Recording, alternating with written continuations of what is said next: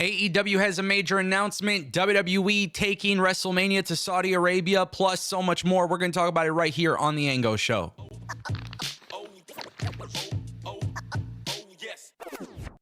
Welcome back, everybody, to The Ango Show. I, of course, am Ango. I want to kick things off. Let's talk about WWE taking WrestleMania, or maybe even the Royal Rumble, to Saudi Arabia.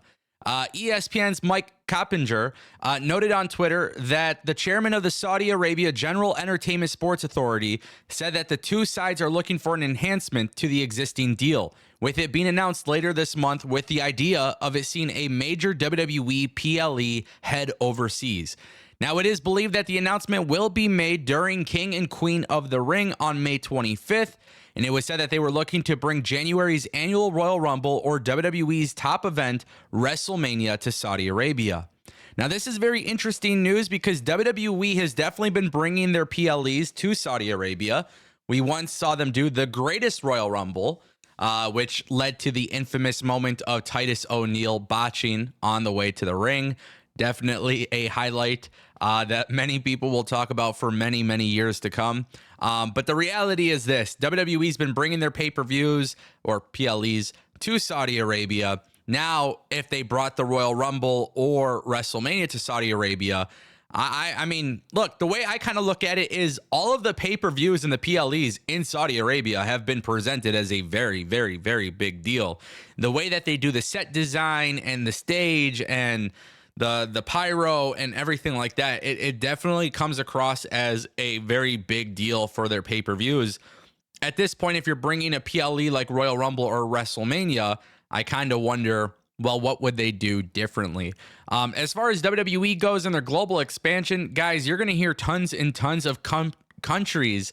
They're going to get involved, man. You're going to get involved. I mean, look at what we just saw between Minnesota and Las Vegas, and that was just for WrestleMania 41. And then obviously WWE just did the Backlash Puerto Rico last year, Backlash France this year. I mean, I fully expect a lot of these major events to go international. And to be honest with you, I think the international crowds have been really good. So for WWE to continue their global expansion and by doing so, you know, having a footprint pretty much everywhere, it is a business move that makes a lot of sense. The last thing I will say too is with WWE having this global expansion, I'm still curious about the NXT performance centers. I'm still curious about NXT Europe. You know, if you want to expand internationally, and you want to bring events to Saudi Arabia, into France, into Italy, into Germany, and all of these different places, my number one question is, how are you going to bring in talent from these different regions? And that is a thing that I haven't seen WWE do just yet, you know. So we have a lot of questions in regards to how WWE plans to do their expansion other than just putting events in other countries. And I guess we'll kind of have to see how it goes down. But King and Queen of the Ring, that event, we should find out all the answers. So let's see what happens. I want to turn our attention to Alicia Taylor, the ring announcer for WWE NXT. Shawn Michaels released a video on social media late last night after NXT concluded, and it appears that Alicia Taylor has been called up to the main roster. She is leaving the Performance Center and instead going to SmackDown, who replaces Mike Rome. Mike Rome will be doing ring announcing for NXT. And listen, I'm just going to be very, very blunt and very honest with my opinions. This is a great move for WWE. And I'm just going to kind of call it like it is. I watch a lot of combat sports, you know. The UFC has Bruce Buffer. Professional boxing has Michael Buffer. When I watch the NBA, I know of Doris Burke. When I watch Inside the NBA, the pre-show, you know, Chuck, Kenny, Shaq, right? Ernie.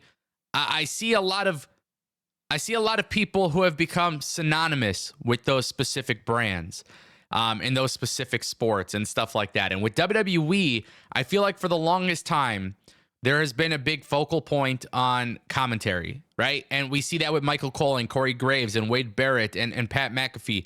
They have now created an identity where they are the voices of Raw and SmackDown. Vic Joseph has done a really good job of being synonymous with the NXT brand.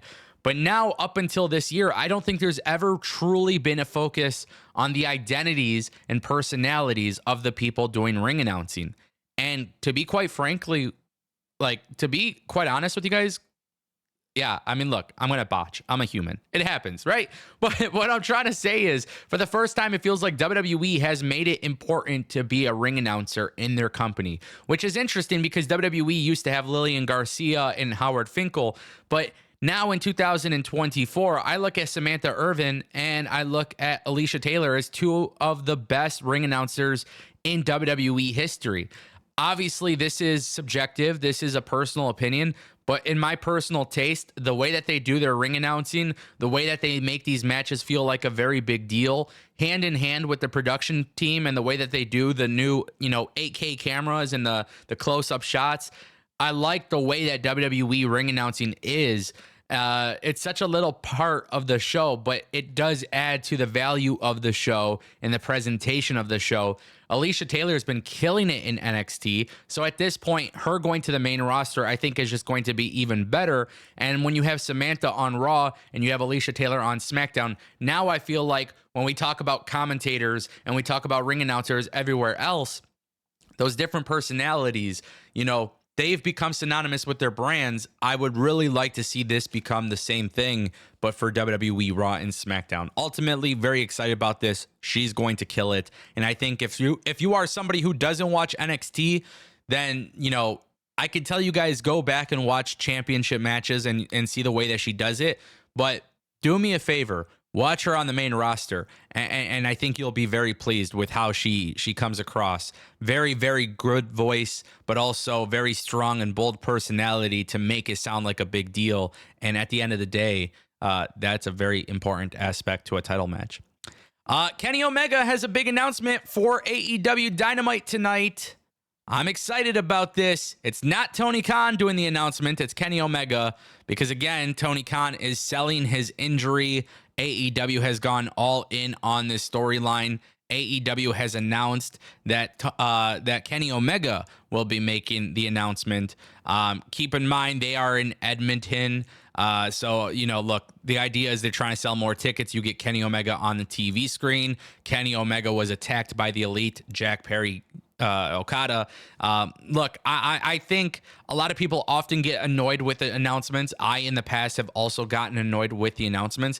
But if we just face the facts, Tony Khan is selling this injury. Kenny Omega got his ass beat. You need to have an important announcement. I am hoping that this important announcement leads to a new authority figure. We know that it doesn't look like Kenny Omega could actually be wrestling these days. Who knows if that's for sure or not. But the idea of a major announcement being made on Dynamite, I think it's a good idea. For this one specific case, it's not a good idea every time, but this one, considering how big this storyline actually is and how important this storyline is, you need to create a little bit of intrigue there. 2 weeks in a row, I feel like they've done actually a really good job of making the storyline stand out. Now let's see how they do it for the third week. I think a new GM makes a lot of sense. Who can that person be? We will find out. Ladies and gentlemen, that is the Ango Show.